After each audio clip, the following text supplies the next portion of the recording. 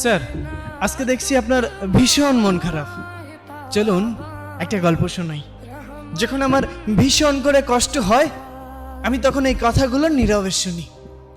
ধরুন আপনার খুব অসুস্থ মনে হচ্ছে, কেমন জানি শূন্য শূন্য লাগছে, ক্লান্তি লাগছে। তখন আপনি একজন ডক্টরের শরণাপন্ন হইলেন। ডক্টর আপনাকে অনেকগুলো রিপোর্ট দিল। আপনি পরীক্ষাগুলো করে রিপোর্টগুলো ডক্টরের হাতে তুলে দিলেন।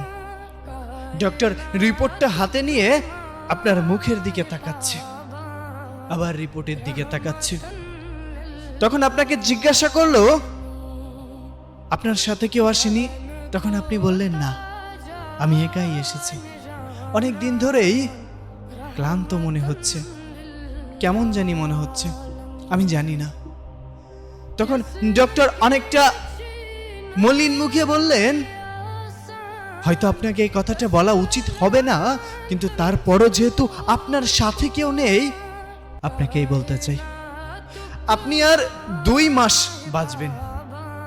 আপনার জীবনের সব ইচ্ছা আকাঙ্ক্ষা সবকিছু পূরণ করে নিন। যদি কোনো কিছু ইচ্ছা অপূরণীয় থাকে, আপনি পূরণ করে নিতে পারেন। এই 2টা মাস আপনি এই পৃথিবীকে দেখে নেন। আপনার যে রোগ ধরা পড়েছে, আমি সে রোগের নাম নিতে চাচ্ছি না, তবে ভেঙে পড়বেন না। মানুষ মাত্রই মরণশীল, আজ না হোক কাল ঠিকই চলে যেতে হবে। আপনাকে এজন্যই সতর্ক করে দিলাম, কারণ আমি এমন রোগী অনেক দেখেছি। ঠিক তখন আপনি স্তব্ধ হয়ে গিয়েছেন। আপনার এত ক্ষমতা, এত জোশ, এত টাকা, এত অর্থ সম্পদ কোথায় যাবে? কোথায় যাবে? যত বড়ই শক্তিশালী মানুষ হোক না কেন, মানুষ তো মরণশীল। আপনি রিপোর্টগুলো হাতে নিয়ে হসপিটাল থেকে বের হয়ে যাচ্ছেন। আপনার চোখে মুখে মলিন একটা ভাব।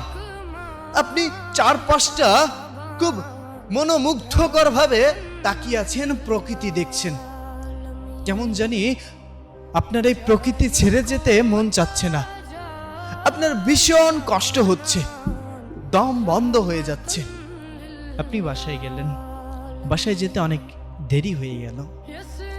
তখন প্রতিদিনের মতো আজও বাবা বলে উঠলো, দেখো তোমার গুণধর ছেলে এসেছে, নাও এখন হাত পা ধুয়ে খাবার দাও, খেয়ে আবার বের হোক। সারাদিন তো কোনো কাজকর্ম নেই, ঘুরবে ফিরবে আর বাবার ঘাড়ে বসে খাবে। আপনি কথাগুলো শুনছেন, কিন্তু আজ আর কোনো প্রতিবাদ করলেন না। আজ শুধু নীরবে শুনে গেলেন কথাগুলো। ওপাশ থেকে মায়ের কণ্ঠ ভেসে আসলো, টেবিলে খাবার আছে, নিয়ে খেয়ে ঘুমিয়ে পড়। আমি কোনো কথা বললাম না, চুপচাপ টেবিলে গিয়ে খাইতে বসলে। কি মনে হবে? বারবার মনে হচ্ছে খাবার এক এক লুকমা যখন মুখে দিচ্ছেন, আপনার কাছে মনে হচ্ছে এটাই হয়তো শেষ মায়ের হাতের রান্না। আপনার খুব ভালোবাসা পেতে ইচ্ছা করছে। চোখের পানি খাবারের প্লেটে এসে পড়ছে। আপনার ঘটনা তো কেউ জানে না। হঠাৎ করেই আপনার কানে ভেসে উঠল প্রতিনিয়ত সেই আজানের ধ্বনি। আপনি খাবারটা শেষ করে দৌড়ে চলে গেলেন নামাজ পড়তে।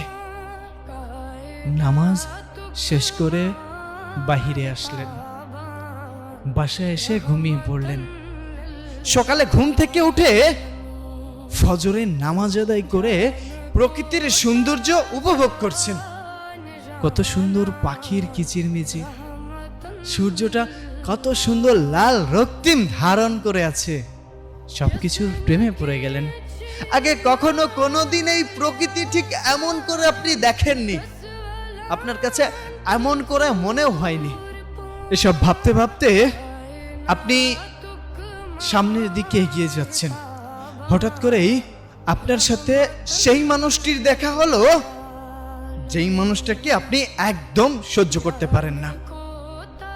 স্যার, একটু ভাবুন, তখন আপনার ইমোশনটা কেমন হবে?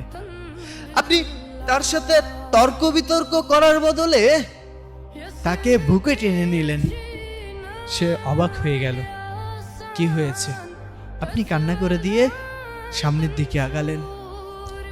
পথে ঘাটে যেখানে যার সাথে দেখা হচ্ছে আপনি সালাম প্রদান করছেন। আপনি হঠাৎ করেই দেখলেন রাস্তার পাশে একটা কুকুর শুয়ে আছে। আপনি দোকান থেকে একটা রুটি কিনে এনে নিজে হাতে ওই কুকুরটিকে খাওয়াচ্ছেন। অথচ এভাবে কখনোই আপনি প্রকৃতির প্রেমে পড়েননি। আপনি এই পৃথিবী, এই দুনিয়া, এই সৌন্দর্য ছেড়ে আপনি কোথাও যেতে চাচ্ছেন না, কিন্তু যেতে হবে। আপনি আস্তে আস্তে দুর্বল হয়ে পড়ছেন। আপনি আস্তে আস্তে মানসিকভাবে ভেঙে পড়ছেন শারীরিকভাবে। আপনার বাসা থেকে কিছুটা বুঝতে পারলো। বৃদ্ধ বাবা আপনাকে ডেকে নিয়ে বলল, বাবা কি হয়েছে তোর? এখন আর আগের মতো তর্ক করিস না। যে খাবার নিয়ে সারা দিন অভিযোগ করতিস, এখন যে খাবার দেয়া হয় সেটাই চোখ বন্ধ করে খেয়ে নিস। কি হয়েছে তোর? তখন আপনি চিৎকার করে দু চোখের পানি ছেড়ে দিয়ে বাবাকে জড়িয়ে ধরলেন। কেমন লাগছে? কষ্ট লাগছে? আপনার কান্না দেখে রান্নাঘর থেকে দৌড়ে এসে আপনার মা আপনাকে জড়িয়ে ধরল। বাবা কি হয়েছে তোর? আপনি মলিন মুখে বললেন, মা